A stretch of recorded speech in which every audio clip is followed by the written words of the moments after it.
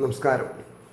ശ്രീമദ് ഭാഗവതം മൂലം പ്രഭാഷണം ഭാഗം 355 355. ഓം ഗം ഗണപതയേ നമഃ. ഓം സം സരസ്വതേ സ്വാഹ. ഓം ശ്രീ ഗുരുഭ്യോ നമഃ. ഓം ശ്രീ രംഗനാഥശർമ്മണേ നമഃ. നാരായണ നാരായണ നാരായണ നാരായണ നാരായണ നാരായണ നാരായണ നാരായണ നാരായണ നാരായണ നാരായണ. ഓം ശ്രീകൃഷ്ണാർപ്പണമസ്തു. ഓം ശ്രീകൃഷ്ണായ പരബ്രഹ്മണേ നമഃ. ഓം ശ്രീകൃഷ്ണായ പരമാത്മനേ നമഃ. ഹരേ രാമ രാമ രാമ ഹരേ ഹരേ, ഹരേ കൃഷ്ണ കൃഷ്ണ കൃഷ്ണ ഹരേ ഹരേ. ഓം ശ്രീ രുക്മിണി സത്യഭാമ സമേത ശ്രീ ഗോപാലകൃഷ്ണസ്വാമിനേ നമാം. ശ്രീമദ് ഭാഗവതം ചതുർത്ഥസ്കന്ധം 8-ാം അധ്യായത്തിൽ 11-ാമത്തെ ശ്ലോകം മുതൽക്കാണ് ഇന്ന് പറയേണ്ടത്. ശ്ലോകം 11. ന വത്സ നൃപതേർദിഷ്ണ്യം ഭാവനാരോടുമർഹതി ഭാവനാരോടുമർഹതി ന ഗൃഹീതോ മയായത്വം കുക്ഷാവപി നൃപാത്മജ. ഇതാണ് ശ്ലോകം. അതിൻ്റെ വാക്കാർത്ഥം പറയണത്, ബാലക, നീ രാജാവിൻ്റെ അംഗത്തെ കയറുവാനായിക്കൊണ്ട് അർഹിക്കുന്നില്ല. ആരാ പറഞ്ഞത്? സുനീതി അല്ല പറഞ്ഞത്, സുരുചി അല്ലെങ്കിൽ മകൻ അല്ലെങ്കിൽ അച്ഛൻ ഉത്താനപാദ മഹാരാജാവിനെ പറയാം അല്ലേ. അതിപ്പോൾ നമുക്കിപ്പോൾ കഥ എങ്ങനെയാലും കുഴപ്പമില്ല. എൻ്റെ അംഗത്ത് കയറാൻ രാജാവിൻ്റെ എന്ന് പറയുമ്പോൾ പിന്നെ സുരുചിയാവും പറയാം. അർഹതയില്ല എന്നാണ് പറഞ്ഞത്.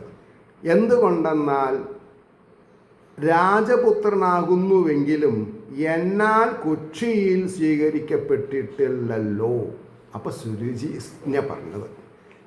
സുരുചി പറഞ്ഞു, എൻ്റെ ഉദരത്തിൽ പിറന്നവർക്ക് ഉത്താനപാദ മഹാരാജാവിൻ്റെ മടിയിലിരിക്കാൻ പറ്റൂ. അയാൾക്കുണ്ടായ കുട്ടിയാണ് നീ, അത് എന്നിലല്ല ഉണ്ടായതെന്നാ.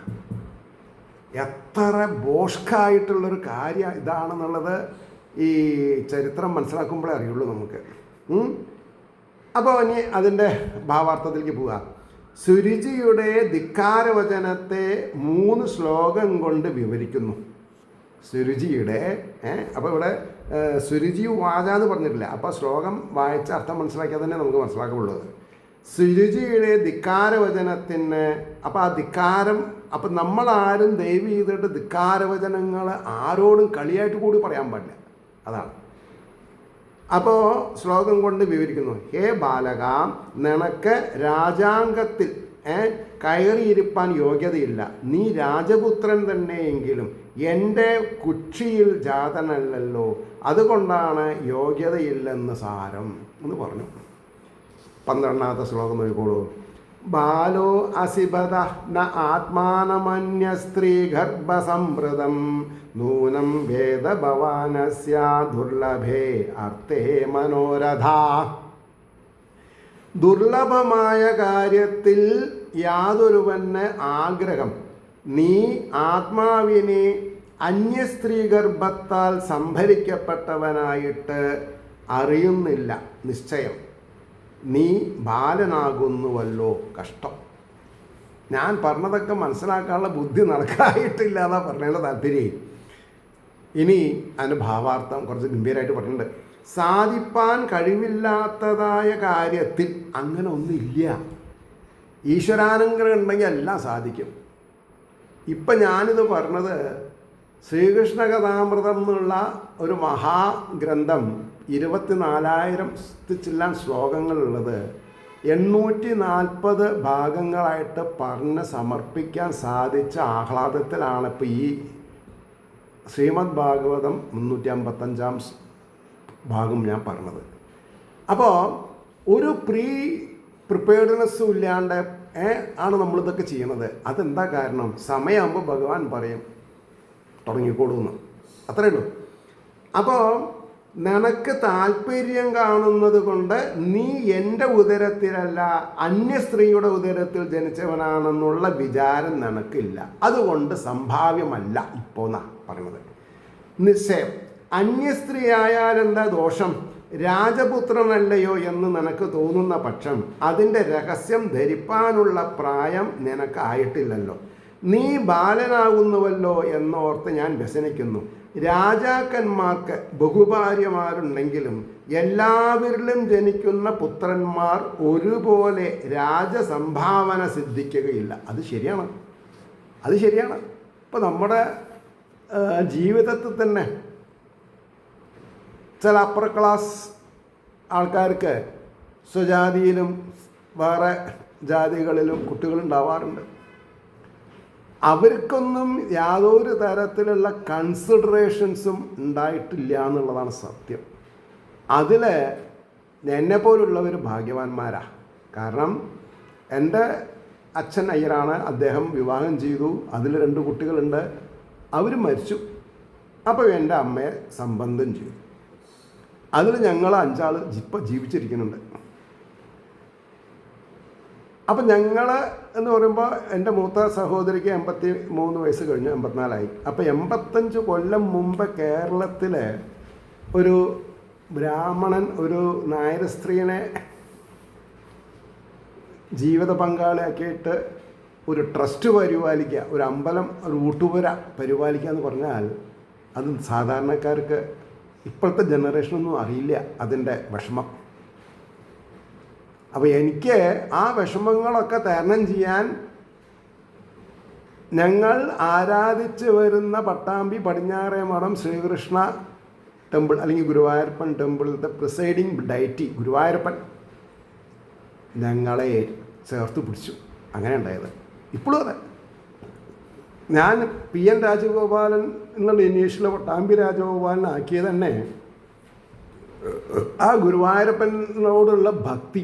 ആ പേരിലാണോ ചോദിക്കും ചിലവർ. അതെ, പട്ടാമ്പി എന്ന് പറയുമ്പോൾ എനിക്ക് എന്തേ ഓർമ്മ വരൂ ഭഗവാൻ. അതാണ്. അതുകൊണ്ടാണ് പറഞ്ഞത്, രാജാക്കന്മാർക്ക് ബഹുഭാര്യമാരുണ്ടെങ്കിലും എല്ലാവരിലും ജനിക്കുന്ന പുത്രന്മാർക്ക് ഒരുപോലെ രാജസംഭാവന സിദ്ധിക്കുകയില്ല. രാജാവ് അധികം സ്നേഹിക്കുന്ന ഭാര്യയിൽ ജനിച്ചവനെ മാത്രമേ വിശേഷവിധിയായി സംഭാവന ചെയ്യുകയുള്ളൂവെന്നുള്ള തത്വം ധരിപ്പാനുള്ള പ്രായം നിനക്കാകാഞ്ഞതുകൊണ്ടാണ് രാജാംഗത്തിൽ വസിപ്പാൻ നീ ആഗ്രഹിച്ചതെന്ന് സാരം. വളരെ എലാബറേറ്റായിട്ട് പറഞ്ഞ് മനസ്സിലാക്കി. 13ാമത്തെ ശ്ലോകം. തപസ്സ ആരാധ്യ പുരുഷം തസ്സൈവാനുഗ്രഹേണ മേ ഗർഭേ ത്വം സാധയാത്മാനം യദി ഇച്ഛസി നൃപാസനം. ഇനി തനിക്ക് അങ്ങനെ ആഗ്രഹമുണ്ടെങ്കിൽ താൻ എന്ത് ചെയ്യണം എന്നാണ് ഉപദേശം കൊടുക്കുന്നത്. രാജാംഗത്തെ ആഗ്രഹിക്കുന്നുവെങ്കിൽ തപസ്സുകൊണ്ട് ഈശ്വരനെ പൂജിച്ചിട്ട് അദ്ദേഹത്തിൻ്റെ അനുഗ്രഹത്താൽ തന്നെ എൻ്റെ ഗർഭത്തിൽ ആത്മശരീരത്തെ നീ ജനിപ്പിക്കുവാൻ ശ്രമിക്കുക. ആലോചിച്ച് നോക്കൂ, എന്ത് പൊറുതികേട് ഉണ്ടാക്കുന്ന വാക്കുകളാണ് സുരുചി ഏറ്റുപിടിക്കണത് എന്നുള്ളതാണ്. ഇനി അതിൻ്റെ ഭാവാർത്ഥം നോക്കുക. രാജാവിൻ്റെ മടിയിൽ ഇരിക്കണമെന്ന് നീ ആഗ്രഹിക്കുന്ന പക്ഷം തപസ് ചെയ്ത് പുരുഷോത്തമനായ ഭഗവാനെ പ്രസാദിപ്പിച്ച് വരം വാങ്ങി എൻ്റെ ഉദരത്തിൽ നിന്ന് ജനിപ്പാനുള്ള ഭാഗ്യത്തെ സമ്പാദിക്കുക. അങ്ങനെയായാലല്ലാതെ നിനക്ക് രാജാസനം ലഭിക്കുന്നതല്ല. ഈ ജന്മത്തിൽ നിനക്ക് ഇത് സാധ്യവുമല്ല. ജന്മം മാറണം, എൻ്റെ വയറ്റിൽ ജനിക്കണം എന്നെല്ലാം അബദ്ധബഹുലമായി പറഞ്ഞു. ആ വാക്ക് അബദ്ധബഹുലമായി പറഞ്ഞു. അബദ്ധം. ധിക്കാരപൂർവം ധ്രുവനെ ഈ മട്ട് ഈ വിധം അപമാനിച്ചതിൻ്റെ ഫലമാണ് ഈ സുരുചിയും പുത്രനും പെട്ടെന്ന് നശിച്ചതെന്നും ഉത്കടമായ പാപത്തിൻ്റെ ഫലം പെട്ടെന്ന് വന്നു ചേരുന്നു എന്നും ധരിക്കണം. അപ്പോൾ നമ്മൾ ഭാഗവതം വായിക്കാൻ പഠിച്ചിട്ട് കാര്യമില്ല. ഭാഗവതം ആഖ്യാനം വായിച്ച് പഠിക്കൂ, എന്നിട്ട് ഭാഗവതം വായിക്കാൻ പഠിക്കൂ, എന്നിട്ട് ആ അമൃതരസം നുകരൂ. പഠന വിഷയോ വായിക്കാൻ പഠിച്ചിട്ട് യാതൊരു കാര്യമില്ല. ഇനി മൈത്രേയ വാച 4 വരി ശ്ലോകങ്ങളാണ്. 14. മാതു സപത്ന്യാ സുദുരുക്തി വിദ്ധ സ്വസൻരുഷാ ദണ്ഡകതോ യദാഹി ഹിത്വാമിഷന്തം പിതരം സന്നവാചം ജഗാമമാതു പ്രരുതൻ സകാശം.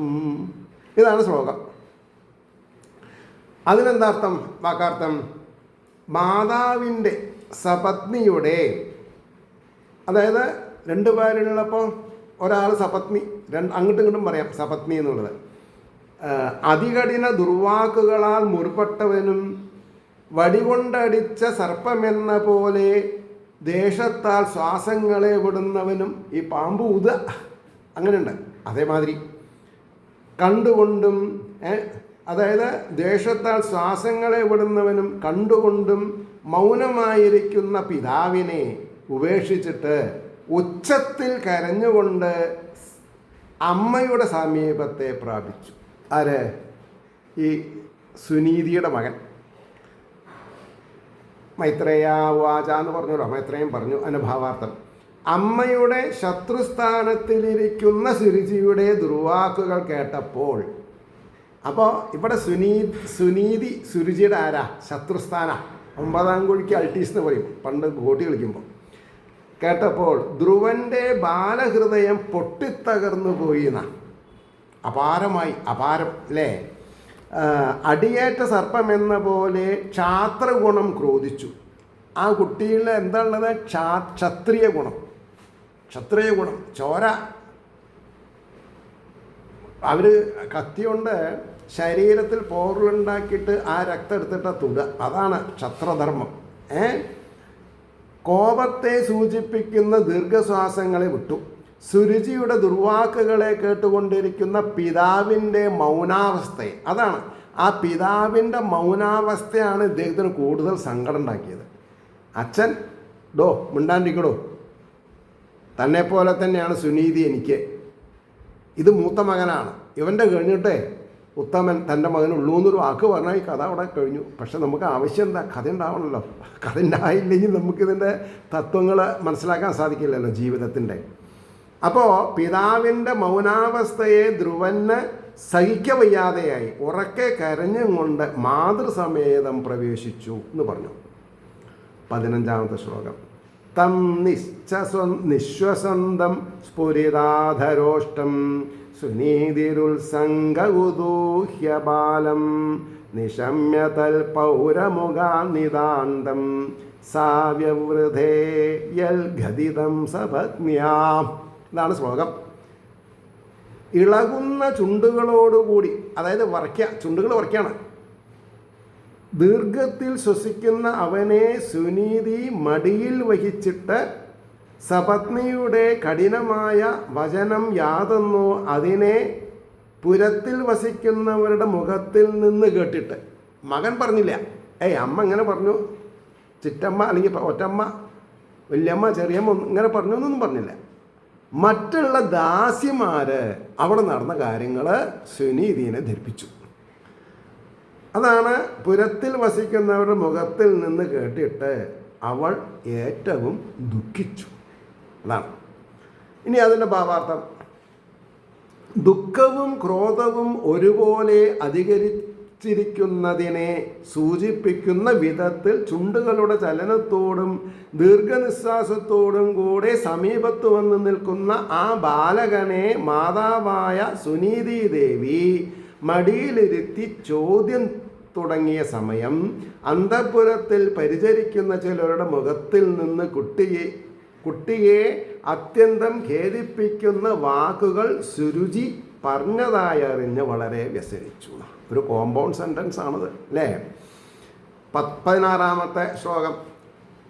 സോത്സൃജ്യ ധൈര്യം വിലലാപശോകം ധാവാഗ്നിനാദാവലദേവബാലാം വാക്യം സപത്ന്യാ സ്മരതി സരോജ ശ്രിയാദൃശാം ബാഷ്പകലാമുവാഹ. എന്താണ് അതിൻ്റെ ഒരു രസാനുഭൂതി ചോദിച്ചാൽ പറയാൻ പറ്റില്ല. ദുഃഖമാകുന്ന കാട്ടുതീ കാട്ടിലുള്ള വല്ലി എന്ന പോലെ അവൾ ധൈര്യത്തെ വെടിഞ്ഞിട്ട് സപത്നിയുടെ വാക്യത്തെ ഓർക്കുന്നവളായിട്ട് താമരയുടെ ശോഭയോടുകൂടിയ നേത്രത്താൽ കണ്ണുനീർത്തുള്ളിയെ വഹിച്ചു. അവിടെ അവരും ക്ഷത്രിയ സ്ത്രീയാണല്ലോ, എന്തും സഹിക്കാനുള്ള തൻ്റെ ആളുണ്ട് അവർക്ക്. അപ്പോൾ അത് ഭാവാർത്ഥം പറയുമ്പോൾ മനസ്സിലാവും. സുനീതിയുടെ ദുഃഖാധിക്യത്തെ പ്രകാശിപ്പിക്കുന്നു. കാട്ടുതീയൻ്റെ ജ്വാലയേറ്റുപാടിയ വല്ലി എന്ന പോലെ ദുഃഖാധിക്യത്താൽ ശരീരം തളർന്ന് മോഹാലസ്യത്തെ പ്രാപിച്ച അവൾ പലതും പറഞ്ഞു കരഞ്ഞു. സപത്നി പോലെ വാക്കിനെ തന്നെ ആവർത്തിച്ച് സ്മരിച്ചതുകൊണ്ട് താമരതളം പോലെ മനോഹര കാന്തിയോടുകൂടിയ കണ്ണിൽ ജലം നിറഞ്ഞു. വലിയൊരു കവിഭാഷയാണത്. 17ാമത്തെ ശ്ലോകം. ഇനി ഇവിടുന്ന് അങ്ങോട്ട് ഇപ്പം കാണുന്ന 2 പേജിലും ഈ 2 ശ്ലോകങ്ങളുണ്ട്. 4 ശ്ലോകങ്ങൾ 4 വരി ശ്ലോകങ്ങളാണ്. ദീർഘം ശ്വസന്തി വ്യജനസ്യ പാരം അപശ്യതി ബാലകമാഹബാല മാമംഗളം താതപരേഷു മംസ്താ ഭുക്തേ ജനോ യൽ പരദുഃഖദസ്തൽ. ഇതാണ് ശ്ലോകം. ദീർഘമായി നിശ്വസിക്കുന്നവളും ദുഃഖത്തിൻ്റെ കരകാണാത്തവളുമായിട്ട് ബാലയായ അവൾ എന്ന് പറഞ്ഞാൽ വലിയ പ്രായമൊന്നുമായിട്ടില്ലേ, സുനീതി കുട്ടിയോട് പറഞ്ഞു, വത്സ, അന്യന്മാരിൽ ദോഷത്തെ വിചാരിക്കാതിരിക്കൂ. ഇതാണ് സനാതനധർമ്മത്തിലെ ഒരു അമ്മ മക്കൾക്ക് പറഞ്ഞു കൊടുക്കുന്നത്. എന്താണ്? വത്സ, അന്യന്മാരിൽ ദോഷത്തെ വിചാരിക്കാതിരിക്കും. വിചാരിച്ചെന്താ? വിചാരിച്ചാൽ അവനവൻ നശിക്കും. അവനവൻ നശിക്കരുത്. ആര് തെറ്റ് ചെയ്തു? പ്രകൃതി അവരെ ശിക്ഷിച്ചോളും. നമ്മൾ അവർക്ക് ശിക്ഷ കൊടുക്കണമെന്നും പറയേണ്ട ആവശ്യമില്ല. ആരാണ് നമ്മുടെ ദുഃഖത്തിന് കാരണം? അത് അജ്ഞതയാണെന്നും അത് ആരുടേതാണെങ്കിലും ആ അജ്ഞതേനെ നമ്മൾ ബഹുമാനിക്കാണ്ടിരുന്നാൽ മതി. ജ്ഞാനത്തിനല്ലേ നമ്മൾ ബഹുമാനിക്കേണ്ടത്, ആരെന്തു പറഞ്ഞാലും. അപ്പോൾ അന്യരിൽ ദോഷത്തെ വിചാരിക്കരുത്. എന്തുകൊണ്ടെന്നാൽ അന്യന് ദുഃഖത്തെ നൽകിയ ജനം അതിനെ അനുഭവിക്കണം. നമ്മളെന്ത് വിചാരിക്കണോ അത് നമുക്ക് തന്നെ കിട്ടുക. അപ്പോൾ അതിൻ്റെ ഭാവാർത്ഥം ശ്രദ്ധിച്ചാൽ മനസ്സിലാവും. ദീർഘനിശ്വാസം ചെയ്തുകൊണ്ട്, അപ്പോൾ ഒരു സപ്താഹത്തിൽ ഈ കഥ പറയുമ്പോൾ ഈ ഒരു വരി എടുത്തു പറയണം. ഏത് സാഹചര്യത്തിലും അവനവന് വന്ന ദുഃഖത്തിന് കാരണഭൂതരായവരെ നിന്ദിക്കരുത്. കാരണം എന്താ? അവരിലും ആരുണ്ട്? ചൈതന്യമുണ്ട്. അവരവരുടെ അറിവില്ലായ്മ കൊണ്ട് ചെയ്തു. അപ്പം അതിന് പ്രതികാരമാണ് നമ്മൾ ചെയ്തത് വിചാരിച്ചാൽ നമ്മൾ അവർക്കും ഒരേ ശിക്ഷയാണ് കിട്ടുക. പിന്നെ അതുകൊണ്ടാണ് പറഞ്ഞത്, ദീർഘനിശ്വാസം ചെയ്തുകൊണ്ട് ചിന്ത ചെയ്തു. രാജാവ് ചെയ്ത അപമാനത്തിന് നിവൃത്തിയില്ലെന്നറിഞ്ഞ് ധൈര്യം അവലംബിച്ചു.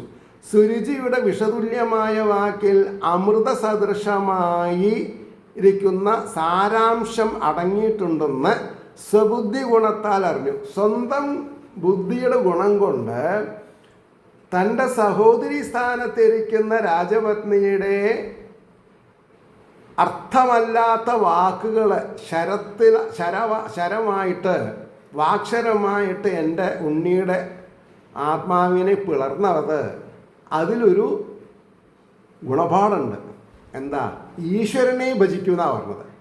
ഈശ്വരനെ ഭജിച്ച് എൻ്റെ ഉദരത്തിൽ വന്ന് പറഞ്ഞാൽ നമുക്ക് രാജാധികാരം കിട്ടുന്നില്ലേ പറഞ്ഞത്. അപ്പോൾ ആ ഈശ്വരനെ ഭജിക്കൂ എന്നുള്ളത് തനിക്ക് വീണ് കിട്ടിയ ഒരു വരാണ്. അങ്ങനെ വേണം നമ്മൾ വിചാരിക്കാൻ. അന്യന്മാരുടെ ഭാഷയിലുള്ള ഗുണാംശത്തെ നമുക്ക് എപ്പോൾ വേണമെങ്കിലും സ്വീകരിക്കാം. അപ്പം എന്തുകൊണ്ട്? അപ്പോൾ പറഞ്ഞു വാക്കിൽ അമൃത അപ്പോൾ സുരുചിയുടെ വിഷതുല്യമായ വാക്കിൽ അമൃത സദൃശമായിരിക്കുന്ന സാരാംശം അടങ്ങിയിട്ടുണ്ടെന്ന് സ്വബുദ്ധി ഗുണത്താൽ അറിഞ്ഞു.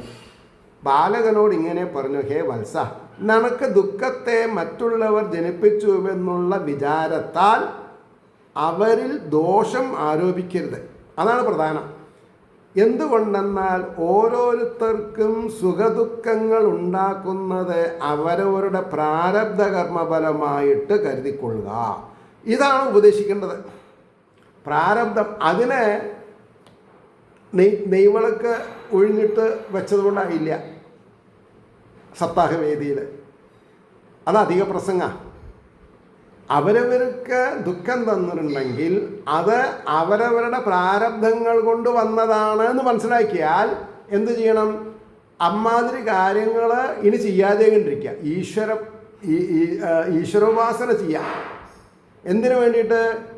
ഭഗവാന്റെ പ്രീതിക്ക് വേണ്ടിയിട്ട്. അല്ലാണ്ട് ഒരാൾ ചെയ്ത ദോഷമില്ലായ്മ ചെയ്യാമെന്നല്ല സങ്കല്പിക്കേണ്ടത്.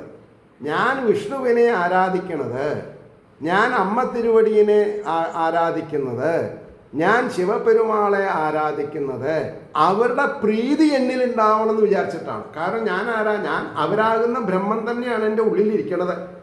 മായ കാരണം എനിക്കത് അറിയാതെ കൊണ്ട് പോകുമ്പോഴാണ് ഞാൻ ദുഃഖിക്കുക.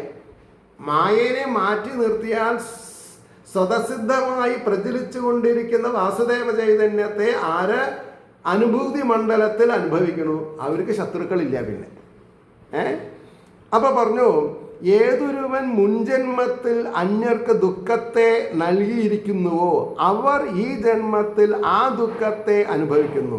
അതുകൊണ്ട് നിന്റെ ദുഃഖത്തിന് കാരണം ഇതരന്മാരാണെന്നുള്ള വിചാരം വിട്ടുകളയുക.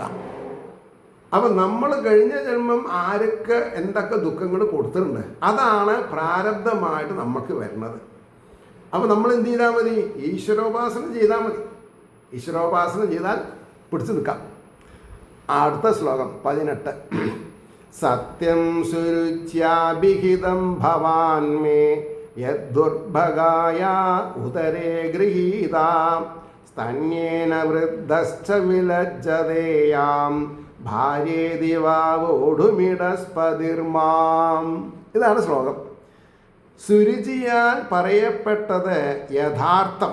എന്തുകൊണ്ടെന്നാൽ നീ ഭാഗ്യഹീനയായ എന്നാൽ ഉദരത്തിൽ വഹിക്കപ്പെട്ടു, മുലപ്പാൽ കൊണ്ട് വളരുകയും ചെയ്തു.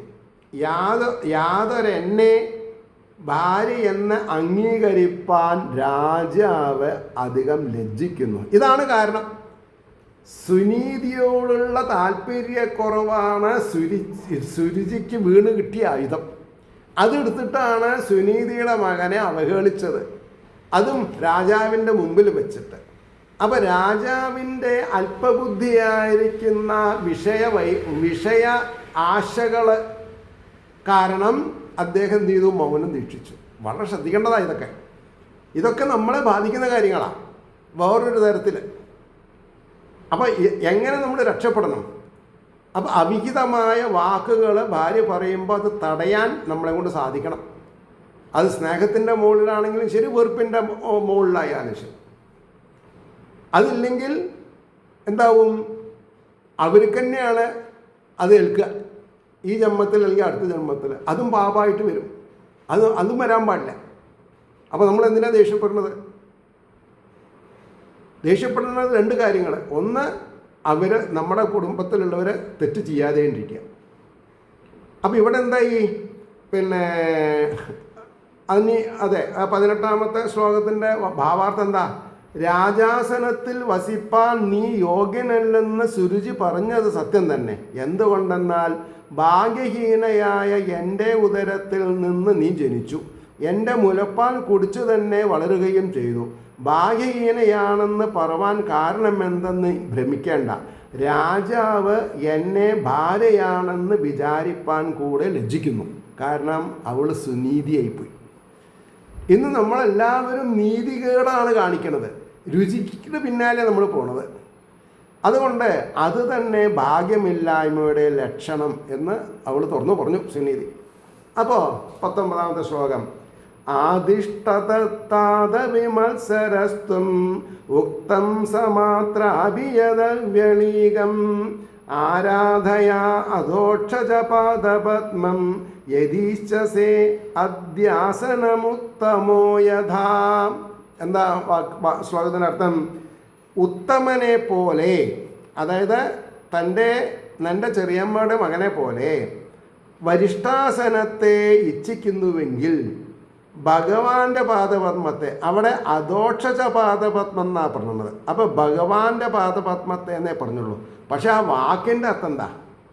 അധോക്ഷജൻ എന്ന് പറഞ്ഞിട്ടുണ്ടെങ്കിൽ മനസ്സിനെയും ബുദ്ധിയെയും അഹങ്കാരത്തെയും സത്തിനെയും ഇന്ദ്രിയങ്ങളെയും പ്രവർത്തിക്കുന്ന ഭഗവാൻ.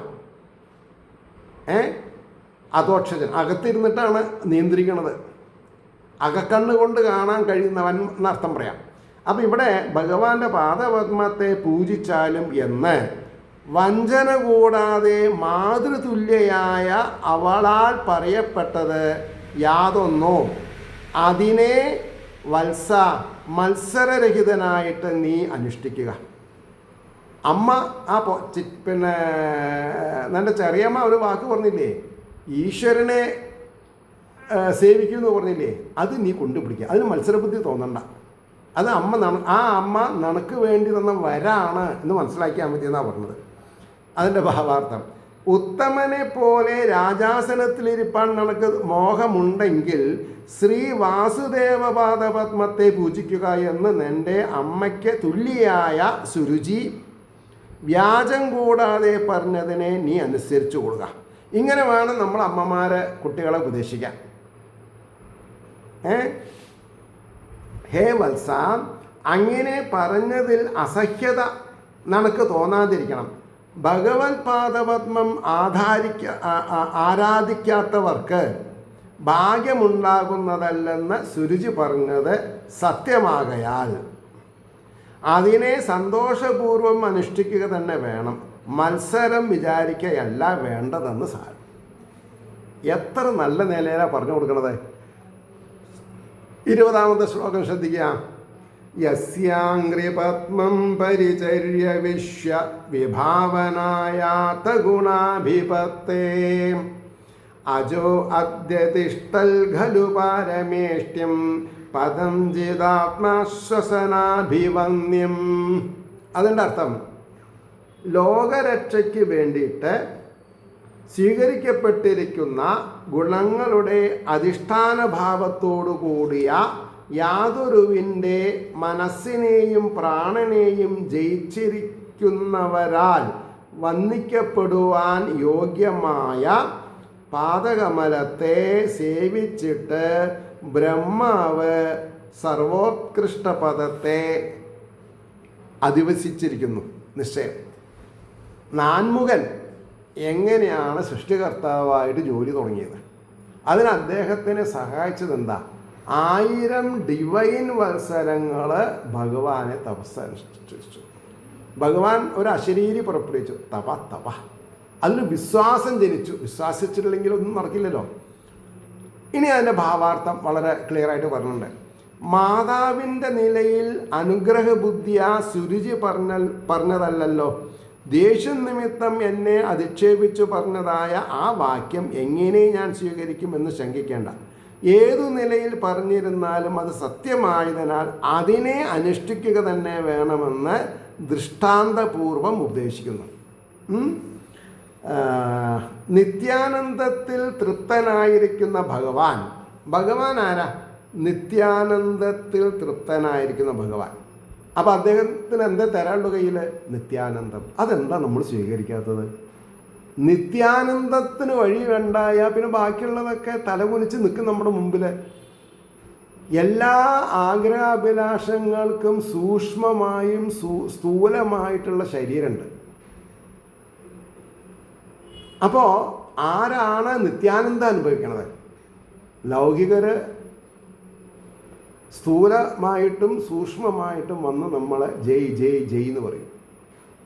അതാണ് ആത്മവിദ്യയുടെ.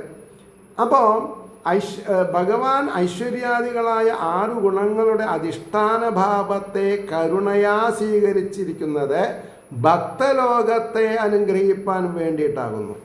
ഭക്തലോകത്തെ അതായത് അദ്ദേഹം അവതാരം ചെയ്യണത് എന്തിനാ? ഭക്തന്മാരെ സംരക്ഷിക്കാൻ വേണ്ടിയിട്ടാണ്. അപ്പോൾ ആനന്ദതൃപ്തനായ ശ്രീ ഭഗവാന് ഗുണാംഗീകാരത്താൽ വേറെ പ്രയോജനമൊന്നുമില്ല. ആ ഭഗവാന്റെ പാദാരവിന്ദ ഭജനം കേവലന്മാർക്ക് സാധ്യമല്ല, സാധാരണക്കാർക്ക് സാധ്യമല്ല. ഏത്? ഈ അമ്പലത്തിൽ പോകുന്നവരൊക്കെ ഭഗവത് പാദാരവിന്ദത്തിൽ സായുജ്യം നേടാനാണോ? അല്ല. അപ്പോൾ ഭഗവത് സായുജ്യം നേടാൻ കുറച്ച് ആൾക്കാരെ പോണുള്ളൂ, അവർ വിജയിക്കുന്നു. അപ്പോൾ ഭഗവാൻ തന്നെ ആദ്യം അവർക്ക് കഷ്ടം കൊടുത്തിട്ട് ഇവൻ്റെ മനസ്സ് ഇളകാത്തതാണോ, ഇവന് എന്നോടുള്ള പ്രേമത്തിൻ്റെ കാഠിന്യം എന്താണെന്ന് അറിയാൻ വേണ്ടിയിട്ടാണ് നമ്മൾക്ക് ദുഃഖങ്ങൾ തരുന്നത്. ആ ദുഃഖങ്ങളിൽ നമ്മൾ തകരാതെണ്ടിരിക്കാൻ വേണ്ടിയിട്ടാണ് ഭഗവാൻ ഈശ്വരീയ സമ്പത്തുള്ള ചില സജ്ജനങ്ങളെ നമ്മുടെ അടുത്തേക്ക് പറഞ്ഞയക്കും. അങ്ങനെയാണ്. അപ്പോൾ ഭഗവാൻ പല രൂപത്തിലും വരും നമ്മുടെ മുമ്പിൽ. അത് മനസ്സിലാക്കാനുള്ള കഴിവില്ലെങ്കിൽ നമ്മൾ കൃതജ്ഞന്മാരാകും, കൃതജ്ഞത ഇല്ലാത്തവരാകും. അതുകൊണ്ട് നമ്മൾ എന്ത് ചെയ്യണം? കേവലന്മാർക്ക് സാധ്യമല്ല. മനസ്സിനെയും ഇന്ദ്രിയങ്ങളെയും പ്രാണചലനത്തെയും അടക്കുവാനുള്ള, മനസ്സിനെ, ഇന്ദ്രിയങ്ങളെ, പ്രാണചലനത്തെയും അടക്കുവാനുള്ള ഉപായമായ യോഗത്തെ അഭ്യസിക്കുന്നവർ ഐശ്വര്യപ്രാപ്തിക്ക് വേണ്ടിയിട്ട് ഭജിക്കുന്നത് ആ പാദപങ്കജത്തെയാകുന്നു.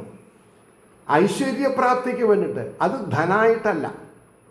ഇപ്പോൾ എന്നെ സംബന്ധിച്ചിടത്തോളം എൻ്റെ ധനം എൻ്റെ ഗുരുനാഥൻ ട്രാൻസ്ഫർ ചെയ്തിട്ടുള്ള ഭക്തിയാണ്. ആ ഭക്തിയുടെ പ്രഭാവത്തിലാണ് ഞാൻ നിങ്ങളുടെ മുമ്പിൽ ഇരിക്കണത്. IIT ഞാൻ സ്റ്റെനോഗ്രാഫറായിരുന്നു. ഭാഗവതം പഠിച്ചത് IIT ഇരുന്നു കൊണ്ടാണ്. അതിന് മുമ്പ് തന്നെ നാട്ടിലേക്ക് പോകുമ്പോൾ കിളിപ്പാട്ട് ഭാഗവതവും അധ്യാത്മരാമായണവും വിഷ്ണു സഹസ്രനാമവും, ഈ 3 ഗ്രന്ഥമാണ് ഉണ്ടായത്. വേറൊന്നുണ്ടായിരുന്നു, ഭഗവത്ഗീത.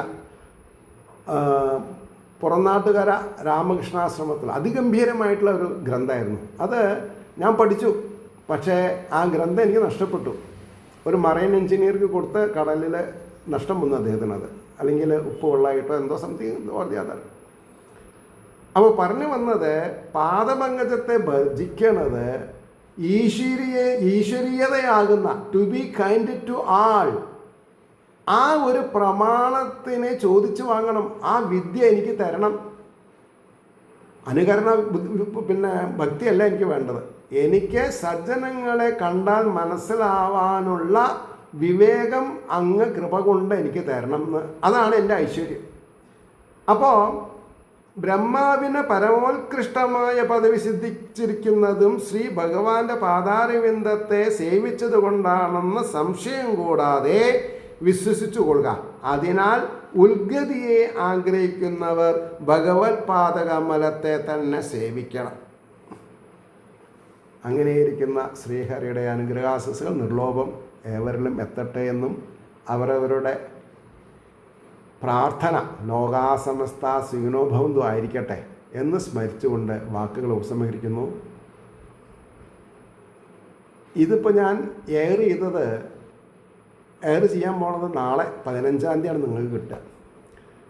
16-ാം തീയതി മുതൽ ദിവസേന 2 എപ്പിസോഡ് ഭാഗവതം മൂലമായിരിക്കും. ഭാഗവതം മൂലം കഴിയാതെ കണ്ട് ഇനി വേറൊരു ഗ്രന്ഥം ഞാൻ പറയാൻ ആഗ്രഹിക്കണില്ല.